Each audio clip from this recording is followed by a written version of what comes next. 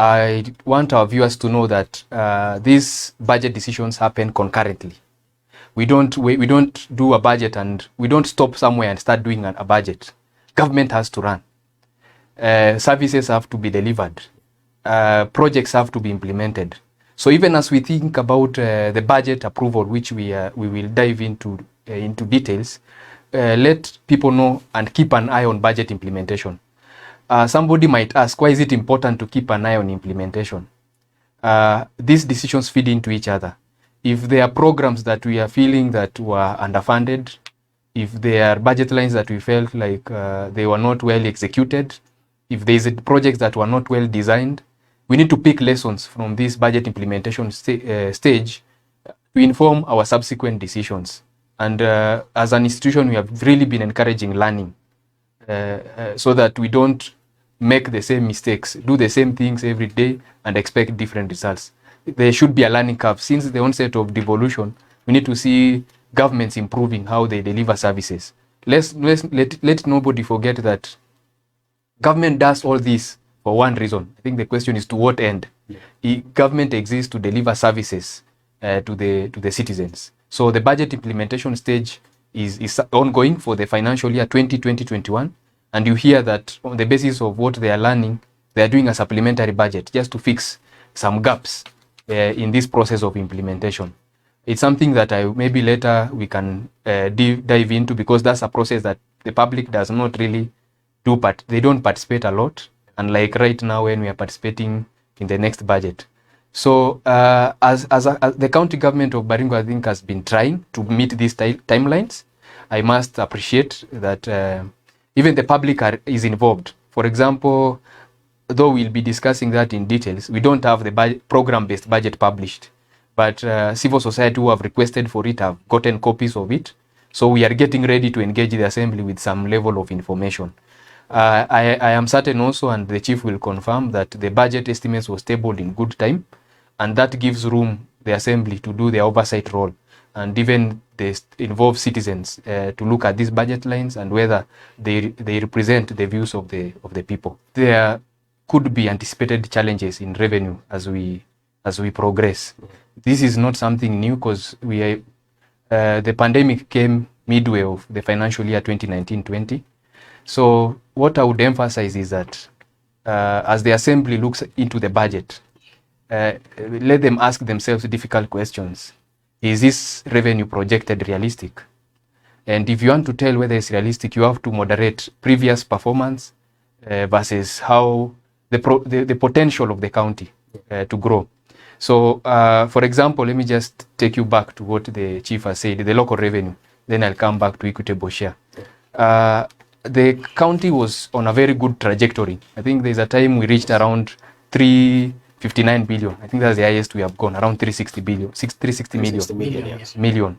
And at that point we felt, in fact, there's a time we were congratulated and even given some additional resources under the fiscal responsibility in the CRA formula because of a very great improvement. So maybe we need to go back there and say, if we had reached 359 million, and here is the pandemic is here, what are those things that we need to cushion so that even as we face the pandemic, they are not affected as so much. Yeah, as I think the counties have had conversations. There is if you are not aware, there is the Council of Governors had a summit, if you can remember, and they prepared what is known as counties COVID-19 socio-economic recovery strategy. And among those strategies is how do we cushion revenue collection. So a projection of 258 million for this financial year, I think you just need some quick mathematics to see whether is it realistic. Is it, because if for example in 2020-21 we were targeting 346 million, and so far we have raised 90 million as per the first half. Just to take you back to our mathematics class, in the first half of 2019-20, the county had raised 174 million. So because we have to compare two similar periods. So because 2019 2019-20 first half and 2020-21 first half are similar periods. Yeah. So we are doing 50% of what we did previous year. Yet we are saying the county had revenue had been growing. So there is a big problem there. Just to even now start thinking about solutions, let's not dwell a lot about problems. Yeah. As the assembly deliberates this budget, they need to ask the question, is the county treasury leading us in the right direction in terms of thinking, how do we boost our revenue even in the midst of pandemic? I'm so concerned about one thing that I've seen the county treasury does. The construction of the border sheds has become a traditional way of cushioning, of promoting revenue. Mm-hmm. There are so many other things that could be done. I think if conversations are taken into public participation, and I'm happy that this year people were asked during the county fiscal strategy paper to map out revenue sources that they felt the county had not tapped into. So how I wish we could go back to that report. It's unfortunate that we don't have the public participation report attached to these budget estimates. There are people, as much as we are recipients of services, we can also support this government in terms of ideas. The citizens, the mwananchi down there, the budget champions, the stakeholders in the markets, the Wanjikus and everyone. So we need to go back to that public participation report and open up a stakeholder conversation. We know there is a very big issue of land evaluation in Baringo. We are still using a valuation role that dates back to 20 years ago. And the value of land is fast appreciating. Yeah. So is it time that we have this candid conversation with the landowners and say, I think for us to get services from this county, let's be honest enough and give Caesar what belongs to him, so that we get as much services as we need. So that's for local revenue. Me feels that the 258 million is still very low, but it's a good thing to manage yourself. If we open this conversation, we can go even back to our 300 million. If you go to I think there is an office, an institution, if I'll remember, I'll tell you later, that projected revenue, did an analysis of revenue potential of Baringo. And it had projected it over 1 billion, that we can raise over 1 billion if we are serious. So, and we are still dancing at about 30% of that. So I think we need a conversation around that. This thing of border shades. Mm-hmm. And you know, I'm sorry to quote that because SK, you've traveled along Nakuru, Marigat Road. Yeah. There's a border shade at Kapchelukun, just to refresh your memory. That border shade is hardly used by the intended user. Yeah. What does that tell you? I'm not trying to mock the government, but just ask ourselves difficult questions. Was the border operator involved? Was it even necessary? Was he involved? Because maybe there are other services that they could have been given to enhance their revenue production. Yeah. On the equitable share, I am happy that Baringo County Government is pegging the equitable share on the formula, the bill, the county allocation of revenue bill, as you said. Once the formula is tabled on 1st January, it is followed by a bill which should be tabled alongside the budget policy statement. And that bill has given us, has proposed 6.3 billion as equitable share to come to Baringo.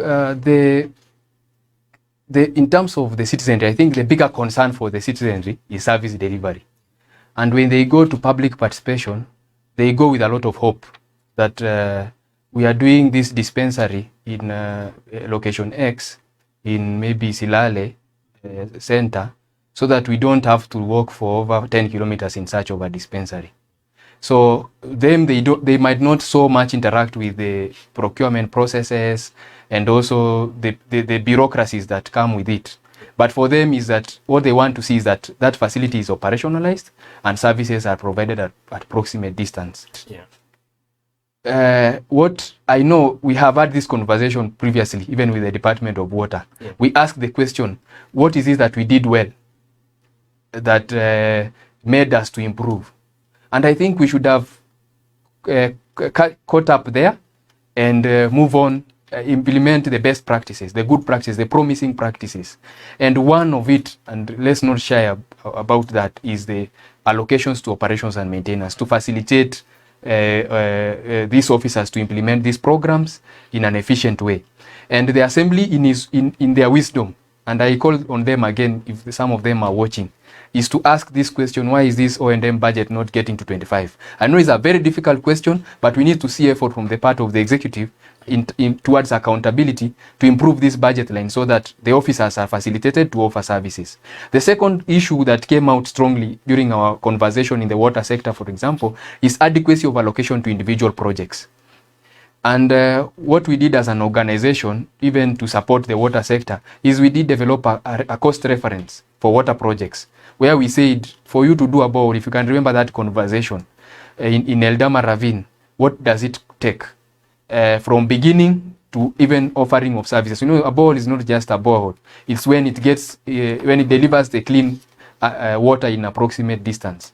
So adequacy of allocation. And if you look at this budget, I must say that the lessons have been applied, but not fully. So I'll ask citizens to be the jury. When you engage the assembly, let's look at the budget estimate that has been presented. Is every project adequately funded to ensure that it's completed within the stipulated time?